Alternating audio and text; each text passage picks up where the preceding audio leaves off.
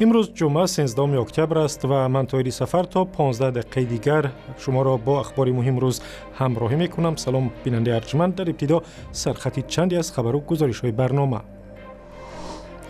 مهاجر تاجیک که ماه گذشته در یک مرکز تجارتی مسکو بیرحمانه لطوکوب شد، میگوید ناچار به روسیه برمیگردد.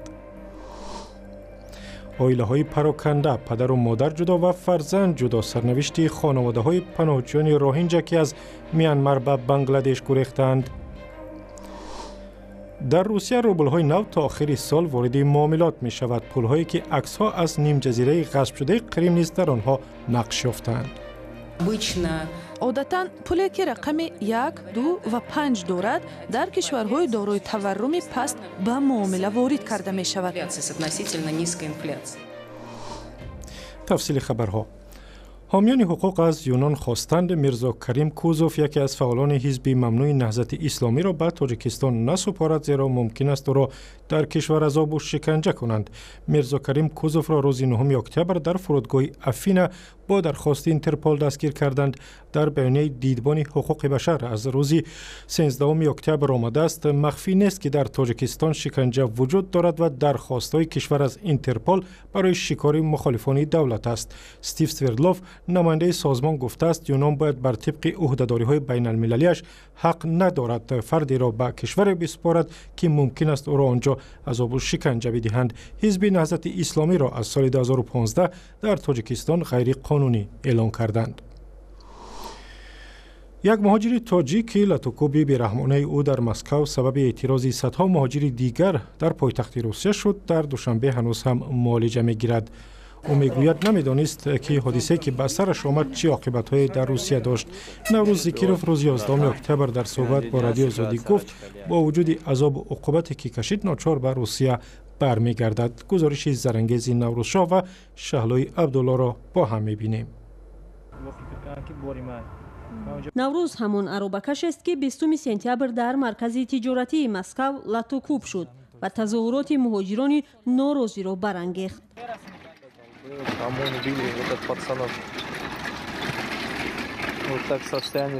بعد این تظاهرات ایده از مهاجران را دستگیر کردند. بعضی از عروبکش‌ها از کار در بازار لوبلینا محروم شدند. سبب لطوکوب شدنش را او چنین شرح می‌دهد. بار می‌گرفتم دیگه کس بار برآورد و فکر کردن که و باری ما بعد 800 مانجا پلاتین می‌کرد. هم سه چهار می‌شکه 100 روبل 800 روبل پلاتین می‌کرد. که نفهمم گیشید ما فکر نمی‌کنم میزد. اونجا استرازم پیشم دروازه ده. دام پیش دروازه ما فکر نمی‌کنم گفتم که هم دروازه بزرگ مرا می‌بره. که اونجا درم قفس نه یا مش زد و دیگرش هم زد که اونجا ما نمی‌مان.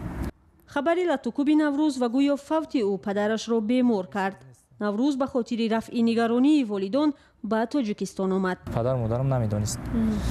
بعد امیر فهمیدن که اونجا پدرم مجلس میره اونجا، بعد میگن که فرزندم خیلی چخله، میگه سلامتش هم خیلی اومد سوسی چخل شید آوردنش، میگه فرزندم سوزه، میگه خیلی گپه.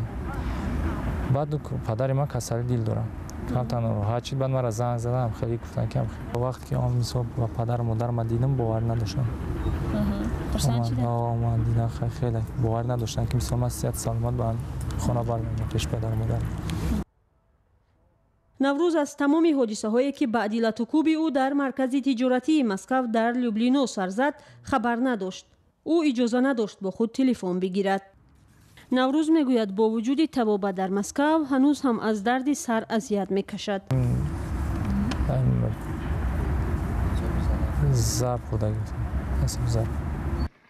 در پی این ماجرا تاجیکستان از روسیه طلب کرد که این حادثه را عادلانه تحقیق کرده گناهکاران را جزا دهد. نوروز حالا ناعلاج به کشور برگشتنی است که برای 800 روبل تحت مشت و لگد قرار گرفت. او میگوید اگر در تاجیکستان جای کار میافت هرگز دیگر آرزوی مسکو را نمیکرد. مسکو مثلا کالونی هم باشه رنگ دولت خود مثال تینج آزادانه فر نمیکنه گشته.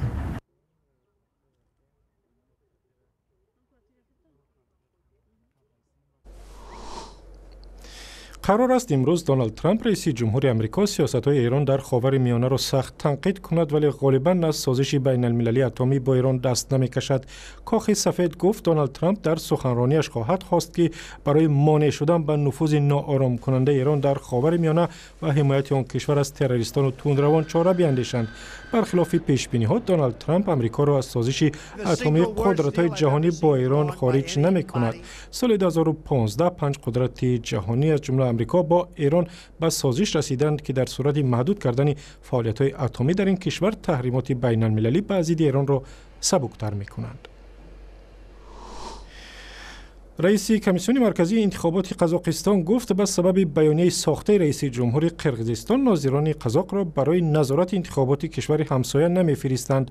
مراد سرسیمبایف امروز گفت به خاطر راه ندادن به گمان‌ها درباره دخالت قزاقستان به انتخابات قرقیزستان از فرستادن ناظران دست کشیدند. از این پیش رئیس جمهور قرقیزستان دولت قزاقستان را به حمایت از نامزد مخالفان دولت متهم کرد. این پیرزن‌های قرقیز وعده می‌شنوند از نامزد به مقام رئیس جمهوری قرقیزستان که میگوید برایشان زندگی شایسته مهیا میکند. سیاست خارجی اش را هم به آنها شرح داد. ما همکاری و دوستی را با کشورهای برادر و همسایه قزاقستان، ازبکستان، تاجیکستان و جمهوری مردمی چین مستحکم می‌کنیم. در سیاست خارجی ما اتحاد اقتصادی اوراسیا افضلیت خواهد داشت. در جای دیگر نامزدی مخالفان اموربک بابانوف از حزب رسپوبلیکا اوتاجورت سعی دارد که دل رای دهندگان را به دست آورد. بابانوف هم به مردم کار و زندگی بهتر وعده داده است. شکایت دارد که او را رقیبش از حزب حاکم بدنام میکند. Адам ресурс используется вовсю. همه طرفه منابع دولتی را به کار میبرند، مرا بدنام میکنند. به اساس میگویند که گویا من و طرفدارانم برای تبادلات دولتی آمادگی میگیریم. این دروغ محض است، چون که من هیچگاه حکومت را غصب نکردم و نمیکنم. اموربک بابانوف که صاحب کاری ثروتمند است مثل سوارانبای جینبکوف نامزد حزب سوسیال دموکرات طرفدار زیاد دارد. وعده های انتخاباتیشان مانند است و هر دو هم طرفدار همکاری با روسیه هستند، چون صدها هزار مهاجر قرقیز آنجا کار و اقامت میکنند و پول میفرستند. کارشناسان قرقیز میگویند حکومت سعی دارد با هر راه نامزد حزب حاکم را پیروز کند. حزب حاکم کوشش میکند تا انتخابات با یک دور به نفع نامزد آن خاتمه یابد. بیانیه‌های رئیس جمهور که قزاقستان همسایه و ثروتمندان را دشمن نامید برای آن بود که آبروی جینبکوف را بالا برد و در دور اول پیروز شود. اگر انتخابات به دور دوم بکشد، جینبکوف رأی مردم را به طور فلاکتبار از دست می‌دهد.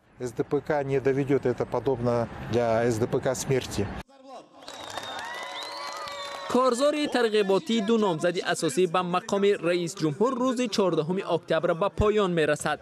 در انتخابات ریاست جمهوری قرقیزستان که روز 15 اکتبر برگزار می شود، در عموم 13 نامزد شرکت می کنند. برمیگردیم به روسیه. در روسیه پولهای نوی کاغذی را تا آخر سال به معاملات وارد میکنند که در آنها نیم جزیره کریم هم نقش یافته است. به گفته بانک ملی روسیه، عکس‌ها برای پولهای نو را مردم از طریق اینترنت انتخاب کردند و نیم جزیره کریم اوکراین که روسیه سال 2014 آن را به قلمرو خود داخل کرد، بخش از عکس‌های پیشنهادی بود. روز پنجشنبه بانک مرکزی روسیه پولهای نوی 200 و 2000 روبل را معرفی نمود. نقدینه نوی 200 روبلی رنگ سبز داشته، در آن عکس باقی مانده های مجسمه بحری خرسانس شهر سواستوپول نیم جزیره کریم نقاشی شده است. نقدینه 2000 روبلی باشد، رنگ کبود داشته، در آن عکس پایگاه کیهانی وستاچنی و روسکی ماست و یا پل روسی شهر ولادیواستوک و جزیره روسی شرق دور روسیه نقاشی شده است. رئیس بانک مرکزی روسیه الویرا نبیولینا باور دارد که پول نو سببگار اوج گرفتن تورم نخواهد شد. عادتاً پولی که رقم 1، 2 و 5 دارد در کشورهای دارای تورم پست به معامله معامله وارد کرده می شود. همین طور هم هست. می‌بینید که تورم در کشور ما تا 4% پایین شده است. خود به خود این پول‌ها باعث بالا شدن تورم نمی شود. به قول نبی‌اولینا ابتدا نقدینه‌های نفت در مسکو و ولادیواستوک و از ماه دکبر سال روان در سراسر روسیه انتشار خواهند شد. با کاهش سیل مهاجران روهینجا از میانمار به بنگلادش توجه به خانواده‌های آسیب دیده در مناقشه روانه می شود. خبرنگار صدای آمریکا در بندر کاکس بازار بنگلادش یکی از اردوگاه‌های پناهندگان روهینجا با ماموران امدادی و خانواده‌های آسیب دیده درباره زندگی آینده آنها صحبت کرد. تعداد آسیب دیدگان در عملیات ارتش میانمار از شماره کت‌های شفاخانه اساسی کاکس بازار بسیار زیاد است. خانواده های کمی از عملیات میانمار در ولایت راهین که آن را پاککاری قومی نامیدند امین ماندند. فاطمه 6 ساله وقتی جهیدن از طبقه دوم خانه آتش گرفتهشان پایش را شکست. حالا به سختی گپ میزند. نه فقط برای فرزند خودم، برای فرزند دیگران که از دست ارتش کشته شدند غم میخورم. دیگر پدران هم عین من غمگینند. سربازان دختران زیادی را تجاوز کردند، زدند و آدمان زیادی را کشتند. بسیاری از خانواده ها هنگام فرار و تا رسیدن به مرز بنگلادش از هم جدا شدند. نابالغان بی سرپرست ماندند. حالا به هم آوردن کودکان و والدانشان اولویت کاری سازمان‌های امدادی به مثل کمیته بین المللی صلیب سرخ است. این کار در بین 500,000 فراری آسان نیست. پیدا کردن یک نفر و به هم آوردن خانواده ها سخت است، چون آنها در اردوگاه های گوناگون از اوکیت تا تکنوف پراکنده شدند. از این روی یافتن و به هم آوردن آنها آسان نیست. بعد از معالجه زخم‌ها قرار است به پناهجویان که وحشت زیادی را دیدند کمک‌های روانی رسانند. ما طبیب و عین زمان انسان هستیم. دردی که آنها میکشند طاقت فرسا است. آنچه که از سر میگذرانند وحشتناک است. من این گونه وضع را اصلا ندیده بودم. با آنکه بنگلادش برای وسیع کردن اردوگاه‌ها برای 5 میلیون پناهجوی دیگر آماده می شود، بسیاری ها نگرانند که ممکن است مردم زیاد جفا کشیده به نگاه بین مانند. ادیبان، خبرنگاران و روشنفکران تاجیک در دوشنبه خاطره اسکندر خطلانی ادیب جوانمرگ تاجیک را گرامی داشتند که 17 سال پیش در مسکو کشته شد. اسکندر خطلانی که مدت خبرنگاری رادیوی آزادی هم بود با اشعار زیبایش شناخته شده است. او را افرادی نامعلوم ماه سپتامبر سال 2000 در شهر مسکو کشتند. برات یوسفی گزارش می‌دهد. در 63مین سالگرد مرحوم اسکندر خطلانی، شاعر و ژورنالیست معروف تاجیک، از او به عنوان وطنسرای کم نظیر و شاعری فراتر از تاجیکستان نام برده شد. و من خاطره های زیاد همان گونه عرض شد از اسکندر. در 46 سال زندگی این ادیب تاجیک با آثار در شمار نه چندان بزرگ ادبی خود مرز کشورهای فارسی زبان را شکست و قلب هموطن و همزبانان را تسخیر کرد. اسکندر نمیدونست که از وقت چی میموند.